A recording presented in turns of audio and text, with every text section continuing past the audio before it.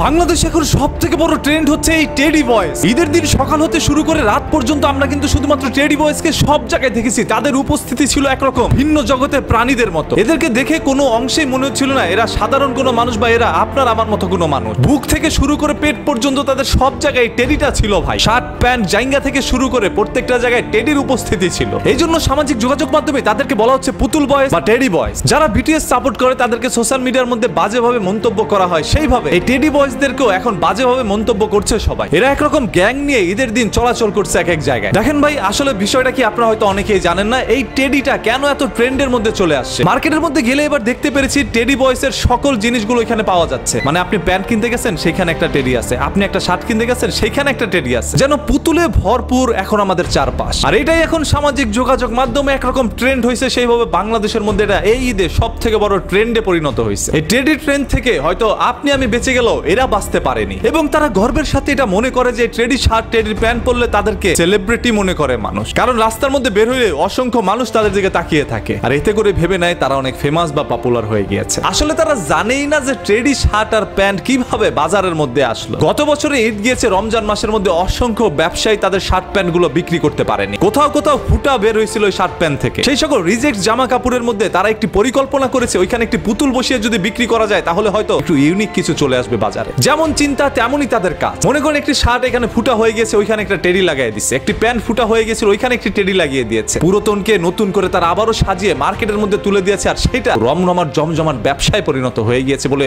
অনেকেই মনে করছেন, আমি করি নাই। আমার কাছে মনে হচ্ছিল বস্তি থেকে উঠে আসা সেই সকল গ্রামের চাস্তো ভাইরা এই সকল ট্রেডি শার্ট প্যান্ট পরে সমাজের মধ্যে ঘুরে বেড়াচ্ছে, এবং নিজেরা নিজেদেরকে সেলিব্রিটি বা পপুলার ফেমাস হিসাবে দাবি করে মেয়েদের সাথে প্রেম প্রীতিও করছিল তারা। আমরা দেখতে পেরেছি এই ঈদের মধ্যে অসংখ্য পুতুল বয়েজদের মানুষের কাছে হেনস্থা হতে। তবে এটা কখনোই আমাদের কাম্য নয়। এরাও ভাই একজন মানুষ, এদেরকে মানুষ হিসাবে আখ্যায়িত করতে হবে। এদের প্রতি মানবতা সহানুভূতি দেখাতে হবে। এরাও তো স্বপ্ন দেখে ভাই একদিন পুতুল হবে। এখন আসি মূলত ঘটনায় ভাই। টেডি কেন শার্ট প্যান্টের মধ্যে লাগানো হয়েছে, এটাও একটি চক্রান্ত। আপনারা জানেন পুতুল বা মানুষের অবয়ব সম্পূর্ণরূপে হারাম। আপনি যখন মসজিদে সালাত আদায় করতে যাবেন, নামাজ পড়তে যাবেন, এমন তো অবস্থায় আপনার শরীরের যেই কোনো অংশে যদি কোনো মানুষ বা কোনো প্রাণীর অবয়ব থাকে তাহলে সেই নামাজটি হবে না। আর সেই কারণে মুসলমানদের মাঝখানে এরকম একটি পুতুলের জামা কাপড় ছড়িয়ে দিয়েছে। কারণ প্রত্যেকটা মুসলমান সকালবেলা ঈদের নামাজ পড়তে যাওয়ার জন্য নতুন জামা কাপড় পরে ঈদগাহের মধ্যে অংশগ্রহণ করবে। আর এমন তো অবস্থায় ওই সকল জামা কাপড়গুলোই তারা পরবে যেখানে পুতুলের আকৃতি তাদের জামা কাপড়ে রয়েছিল। এই কারণে কিন্তু এই যে এত সুন্দর পবিত্র একটি ঈদ উল ফিতরের নামাজ, সেটাও তাদের কবুল নাও হতে পারে বলে অনেকে মনে করছে। দেখেন সামাজিক যোগাযোগ মাধ্যমে এটা নিয়ে ব্যাপক পরিমাণ তোলপাড় আপনারা সৃষ্টি করলে অনেকে বিনোদন নিচ্ছেন। তবে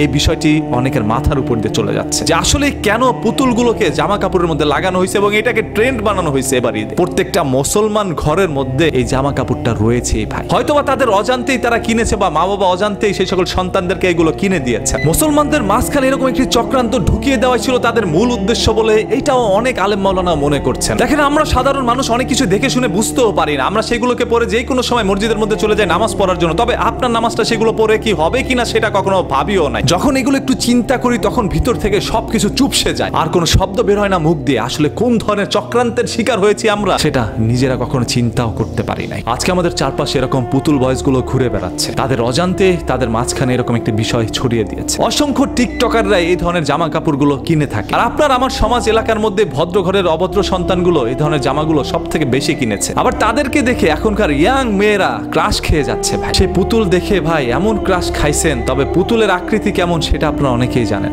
কারো কারো শার্টের পুতুলের আকৃতি অনেক বড়, আবার কারোটা খুবই ছোট। এই জন্য ব্রেকআপ হচ্ছে অসংখ্য প্রেমিক প্রেমিকার জীবনের গল্প। এখনকার মানুষ কোনো জিনিস ভাই একটু ডিপলি চিন্তা করে না, গভীরভাবে কোনো কিছু নিয়ে চিন্তা করে না। যদি গভীরভাবে চিন্তা করেন তাহলে এই ধরনের জিনিসগুলো আপনার আমার সামনে বেরিয়ে আসবে। তখন শুধু ভাববেন আর কাঁদবেন, কি করলেন জীবনে। বছর শেষে একটি ঈদের নামাজ চলে আসে। সেই ঈদের নামাজটাও কি সঠিকভাবে পড়েছেন কিনা, সেই ঈদের নামাজটা সঠিকভাবে আদায় করতে পেরেছেন কিনা, বা কোনো কারণে আপনার ধারা সেই নামাজটা হয় নাই, সেদিকে একটু খেয়াল রাখেন নাই। যখন সবকিছু বুঝবেন তখন শুধু কাঁদবেন। সময় থাকতে জামা কাপড় কেনার আগে একটু ভেবেচিন্তে কিনবেন। কোথাও কি কিছু রয়েছে কিনা যার কারণে আপনার নামাজটা ভঙ্গ হতে পারে, বা আপনার পছন্দ অনুযায়ী একটি জামা কিনেছেন যেটার মধ্যে পুতুলের আকৃতি রয়েছে, সেটা পরে মসজিদে যায়েন না। By the way, teddy boys বা পুতুল বয়েজ গুলোকে দেখে আপনাদের কাছে কি মনে হচ্ছে? আপনার সমাজেও কি কোথাও এই ধরনের মানুষগুলোকে দেখতে পেরেছেন কিনা যারা ভিন্ন জগৎ থেকে এই ঈদটা উদযাপন করার জন্য আমাদের মাঝে আমন্ত্রিত হয়েছিল? সেই সকল মানুষগুলো দেখতে কেমন লেগেছে কমেন্ট বক্সটা উন্মুক্ত আছে ভাই, করতে থাকেন। ভালো লাগলে শেয়ার করেন, আর ইচ্ছে না করলে শেয়ার করার কোনো দরকার নাই। বাধ্য করার ক্ষমতা আপনার আমার কারোই নাই।